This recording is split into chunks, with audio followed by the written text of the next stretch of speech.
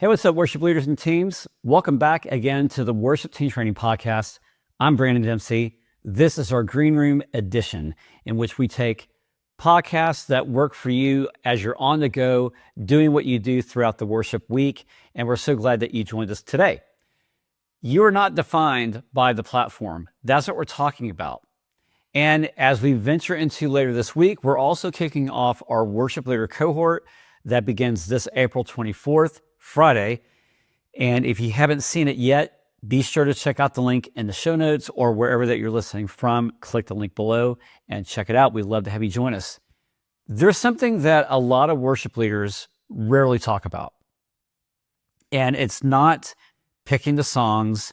It's not transitions and cues and technology and gear, because we see that all the time. It's not even so much about burnout as much as it is about calling. And calling is something that is very close to every worship leader's heart. It's a very sensitive thing to talk about. And I will tell you that not a lot of leaders in ministry in general have really been mentored in their calling. A lot of them have been maybe prayed for, and loved ones and key people in their lives have kind of shepherded them on the way. But when it comes to mentoring and training for a worship leader, there are things that worship leaders encounter that just happen, as you would say, on the job, which doesn't really prepare you for a lot. And so it's one thing to have people kind of usher you into ministry, but there's something different when you either have or you do not have somebody who can walk alongside you. Now, this is what I aim for in these podcasts, because I trust that you're getting all kinds of resources and information as well to help in your nurturing of the worship leader. And I'm just delighted that you share these few moments with me that I can speak into you. And I hope that today is helpful. So as we talk about the role of worship leading, it starts out very simple, right? Many of us are just handed a guitar, a piano, microphone, and we're expected to lead worship one weekend because the pastor found out that we actually do this. We actually play music. And then this evolves into leading a ministry, which when you're thrown into that role, there's not a lot of true discipleship that goes on in that area. You're expected to pick out the songs. You're expected to lead a team of personalities that you really don't have a good handle on. You're having to keep up on if it's trends, if there are things that work in the church, do not work in the church. And then you are surrounded by people in the church that will tell you what they like and what they don't like. So you add all these different layers. And this is where a lot of leaders, after a long time, where they feel like maybe they just don't have what it takes. Maybe they just don't have it all together. Maybe their identity of what they thought worship leading was has now turned into something else, and they drifted maybe from their true identity and not, let me put it this way, they know that they're a child of God, but seeing themselves as a true daughter or son of the King and having that purpose behind it gets real cloudy. And it becomes more about no longer presence, but product and produce on what we produce on the platform.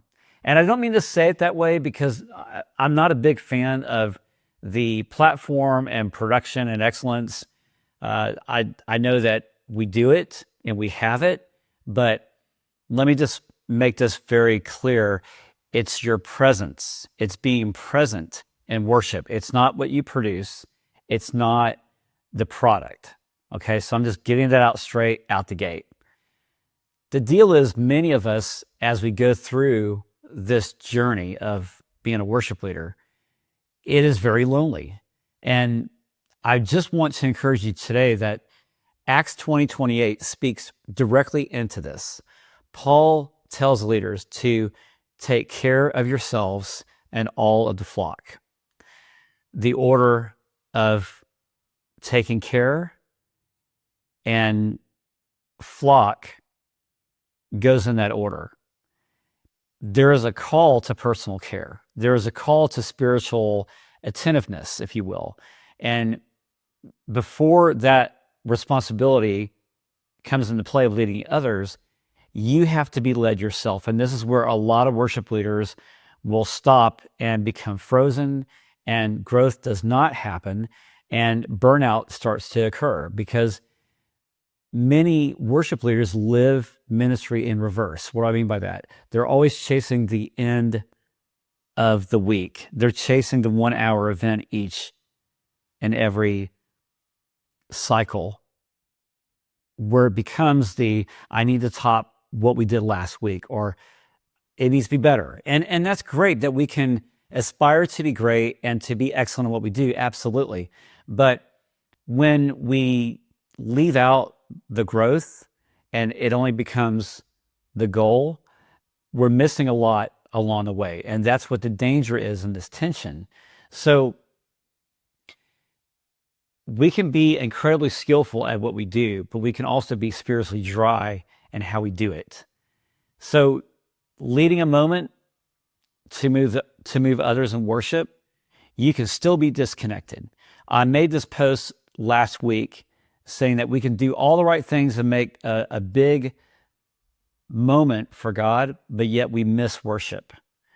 And this is where leaders run empty. And I know for me, when I began leading worship, I didn't have a language for that. I just kept going and going and going, week after week, and not really receiving God pouring into me, because it was more about the task. And when we find ourselves in that situation over time, it becomes clear to us that we need more than just leading songs. And you may look to your pastor for that nurturing of discipleship, but then you may find that you're not really getting it. You may look to a friend or somebody outside of your church, but yet they don't have a lot of the time to give to you. And this is where worship leaders become very lonely, and they start asking other leaders, well, hey, does this happen to you too? And you find that leaders may agree with you, but other leaders are just quiet because they're carrying the same thing you are. And this is why I say that you're not alone. We've built strong systems of developing musical excellence and production quality and team management, but we've largely overlooked the need for spiritual formation when it becomes specific to worship leaders. And we haven't consistently created environments where identity is rooted beyond the platform, or where sustainable rhythms of life and leadership are cultivated. The result is often burnout. This is where we experience the plateau effect, the isolation. And it's not because we lack passion. It's not because worship leaders lack drive. Maybe they do, but it's really a lack of intentional formation. Romans 12:2 calls us not to be conformed to the patterns of this world, but to be transformed by the renewing of our minds. That kind of transformation doesn't happen accidentally. It requires intentionality. It requires community. It requires a space where growth is not assumed, but pursued. This is where it's so pertinent, worship leaders, that you take care of your heart, that you nurture your soul, have God speaking to you. But maybe you're in a spiritual desert. Maybe you're in a place where I'm not hearing from God like I used to. Or if this wasn't occurring in my life, I can hear him more clearly. And this is where we find ourselves in that danger. I just ask you the question, what if you didn't have to navigate all this alone? And what if there was a space that was designed not for you to perform, but to actually grow?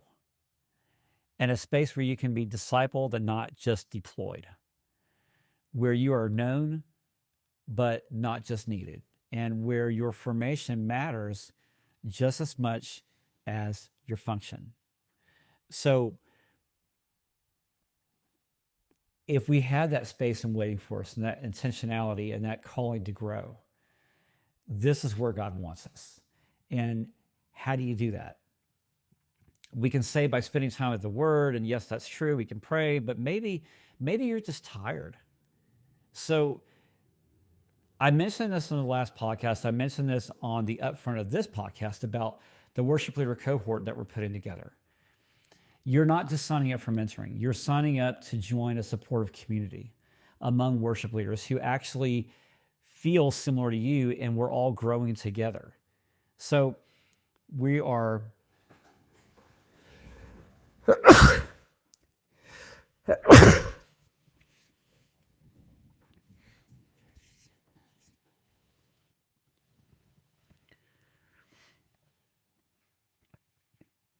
this is the very reason why I'm putting together this worship leader cohort, because it is so important that we find a place to grow together, to have personal mentorship, to be identified by our spirits, and to allow other people and their experience to speak into you, and to gain that direction, to gain that supportive community. And as we go through this, I have a book that I'm leading through it. It's called Unlocking Your Worship Leadership, and it's based upon 6 principles that we can learn together over the 6 weeks, which is a 1 hour or 1.5 hour weekly session. And through that, you access the cohort member community. You also get devotionals by me, practical ministry downloads, the ebook, and then also there's a completion certificate, if you will, at the very end. Now, not many people would want that, but those of you may, because a lot of you are box checkers, and that's great. But I'm offering this time to you to sign up. You can go to worshipteamtraining.com on our front page, and it's right there, the Worship Leader Cohort. You can sign up at the link there. Or if you're already on Instagram, Facebook, Threads, and even X, you'll find a link to our cohort there as well. But join us, because this is the time that we can all break away, come together, and to be encouraged. And no longer do we have to walk this journey alone. So with that being said, let's open up the green room doors. Let's go back out to the places where God's called us. And I'm praying with you, walking with you. If you have questions about the cohort or ministry development, mentoring, or even workshops, you can DM me through any of our socials. You can find Worship Team Training, Brandon Dempsey. I thank you guys for being here. Remember, it's not about being perfect, but about the Lord Jesus leading you both in life and in worship. See you next time soon.